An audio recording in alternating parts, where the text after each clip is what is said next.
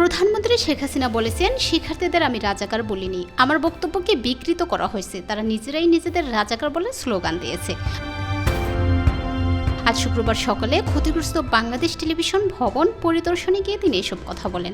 এ সময় কোটা সংস্কার আন্দোলনে দুষ্কৃতকারীদের তাণ্ডবে ধ্বংসস্তূপে পরিণত হওয়া বিটিভির কার্যালয়ে ঘুরে দেখেন প্রধানমন্ত্রী। চীন সফর নিয়ে আয়োজিত এক সংবাদ সম্মেলনে এক প্রশ্নের জবাবে প্রধানমন্ত্রী শেখ হাসিনা বলেছিলেন, কোটা নিয়ে আদালত থেকে সমাধান না আসলে সরকারের কিছু করার নেই। তিনি প্রশ্ন রাখেন, মুক্তিযোদ্ধাদের উপর এত ক্ষোভ কেন? মুক্তিযোদ্ধাদের নাতিপুতিরা চাকরি পাবে না, তাহলে কি রাজাকারের নাতিপুতিরা পাবে? সরকার প্রধানের সেই বক্তব্য জের ধরে সেই রাতেই বিক্ষোভ করতে শুরু করে ঢাকা বিশ্ববিদ্যালয়, জাহাঙ্গীরনগর, সিলেটের শাহজালাল ও চট্টগ্রাম বিশ্ববিদ্যালয়ের শিক্ষার্থীরা।